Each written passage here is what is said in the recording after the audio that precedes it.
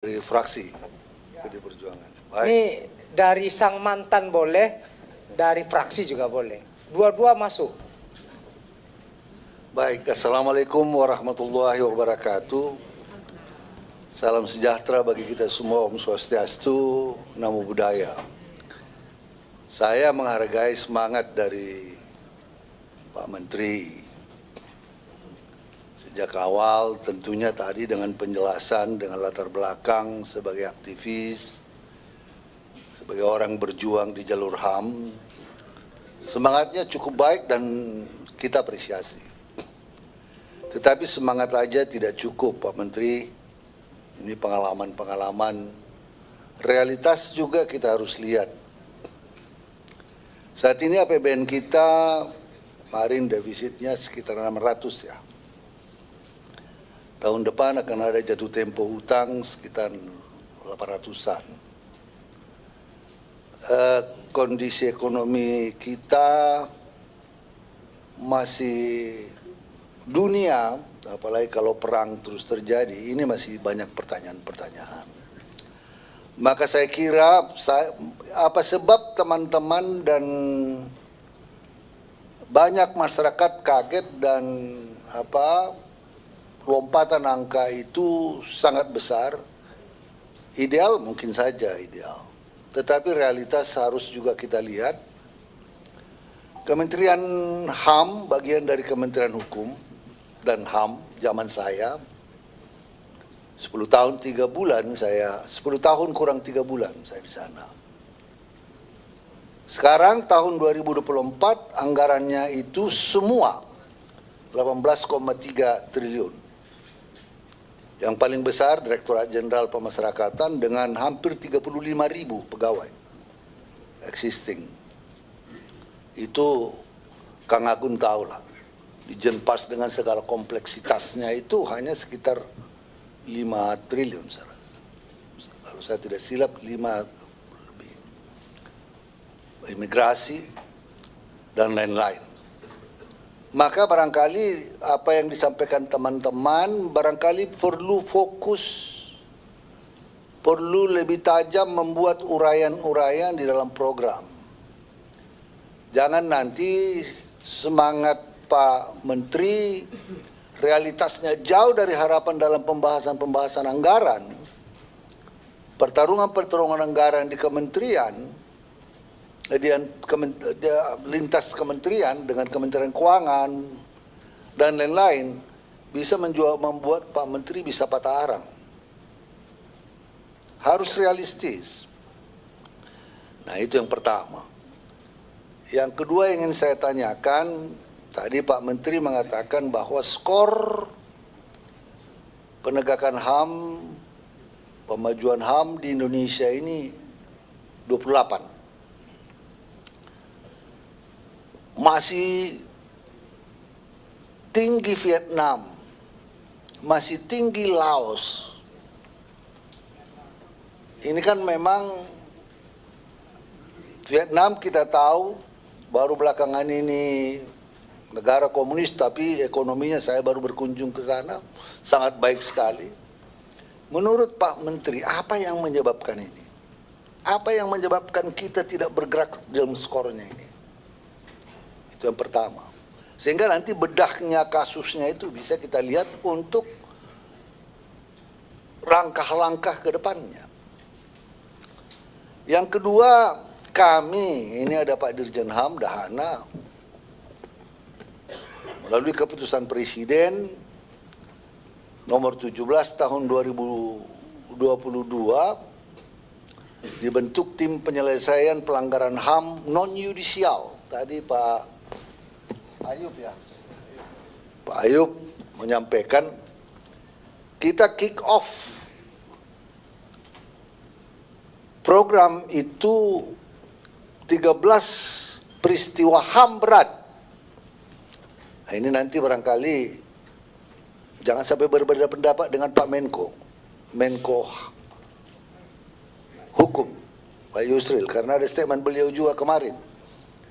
Antara Bapak dengan beliau harus duduk bersama dulu supaya ada kesepakatan. Jangan nanti tidak harmoni.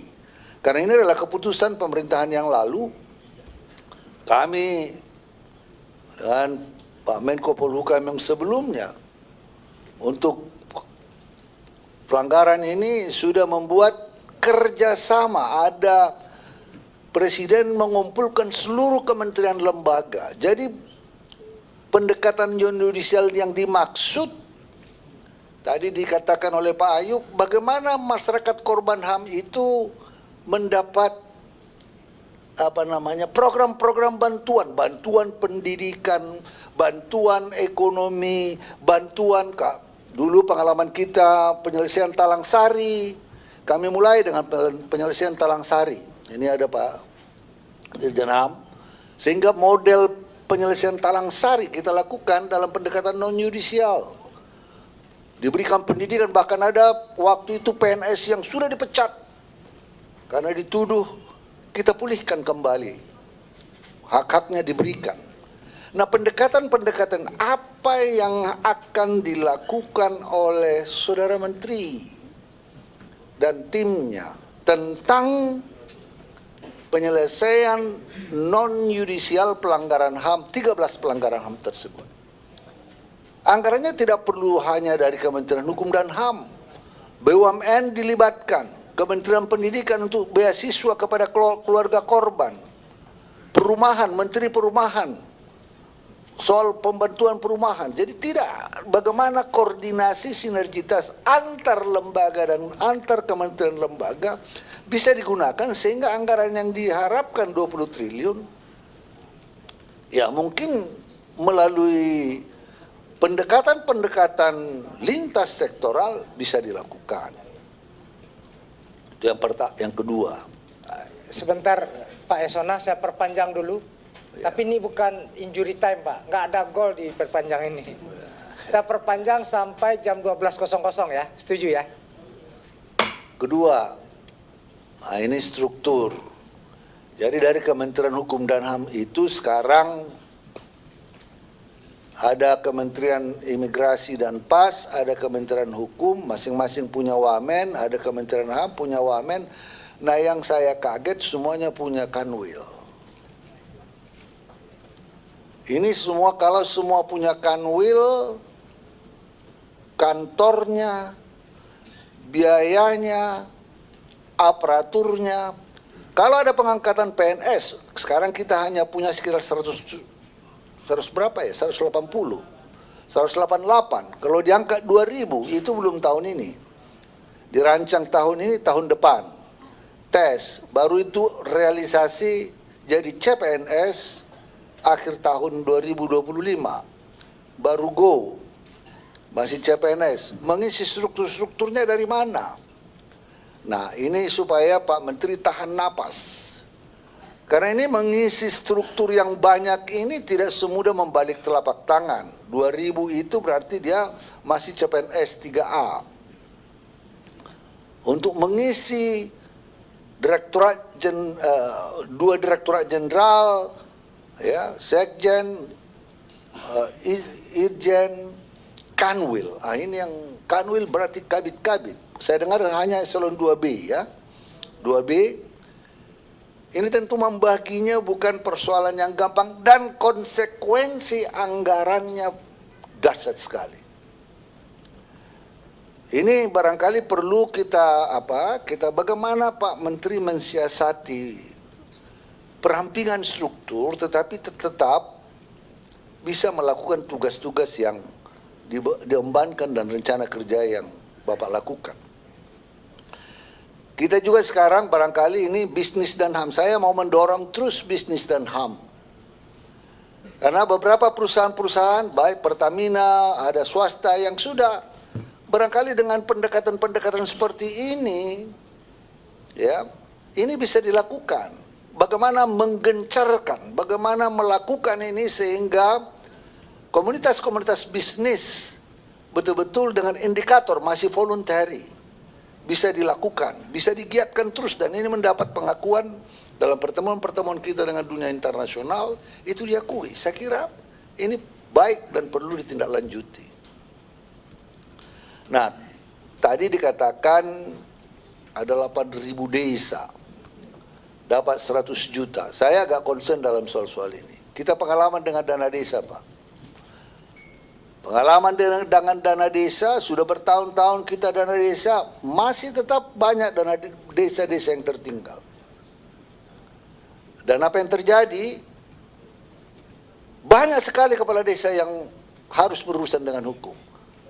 Kalau ditelisik, ini dana desa ini hampir barangkali mungkin ada hanya berapa persen kepala desa yang bisa bersih sebersih-bersihnya. Makanya pada pemilu yang lalu banyaklah kepala desa yang menjadi alat penakut, digunakan dengan alat penakut untuk tujuan-tujuan tertentu dalam pemilu. Tidak usah kita bahas di sini. Kenapa? Itu tadi. Jadi saya mengajak Pak Menteri, sebelum sampai ke sana, make it next 3 to 4 years to come, instead of doing it right away. Ya. Kita punya program peduli HAM. Ini yang perlu diperbaiki. Indikatornya diperbaiki lebih ketat. Kemudian kasih reward kepada kota sehingga anggarannya dari Pemda, indikator yang kuat dilakukan oleh Kementerian Hukum dan HAM, dikasih reward kepada Pemdanya yang mendapat kota kabupaten peduli HAM. Koordinasikan dengan Kementerian Keuangan. Saya mau bahwa kota peduli HAM mendapat reward seperti yang dilakukan. Kalau dia anggarannya baik, dia dapat insentif. Apakah berapa sekian, instead of kasih 8 triliun kepada masing-masing kepala desa, hanya sosialisasi. Wah, ini potensial untuk Ciapeng kalau katanya di Medan. Ini sangat, jadi ini memangkas beberapa soal-soal yang perlu kita pertimbangkan. Saya menghargai betul upaya Pak Menteri, keinginannya yang luhur dan kuat itu, tetapi di lapangan ini sering menjadi persoalan. Nah, yang berikutnya Universitas HAM, rumah sakit tadi sudah diangkat, rumah sakit HAM. Saya kira universitas pendidikan HAM koordinasikan saja dulu menjadi kurikulum di SD, di SMP, buat kurikulumnya didesain oleh Kementerian HAM, ya, tidak memberatkan tetapi dia menjadi model yang baik untuk untuk meningkatkan kesadaran HAM dari awal. Investasinya tentunya menjadi investasi jangka panjang. Jadi dari SD tergantung penilaian, tergantung analisis kita, mulai dari SD ke SMP ke SMA ke, tapi pastilah yang baik itu dari SD, SMP, mungkin nanti apakah melanjut ke seterusnya.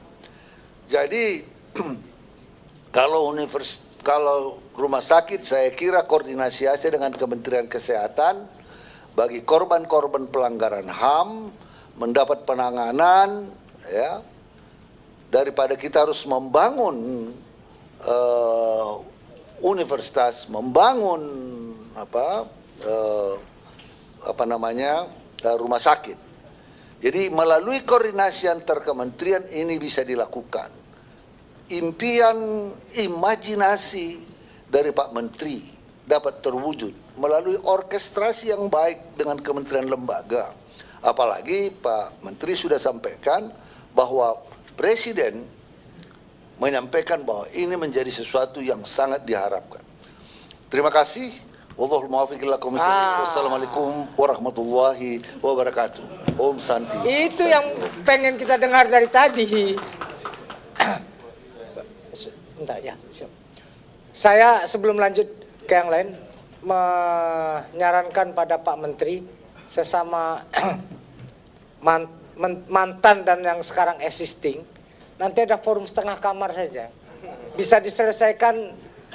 Jadi bagaimana tadi, daripada sewa konsultan bayar mahal, silakan Kang Agun. Terima kasih pimpinan. Pak Menteri dan Pak Wamen.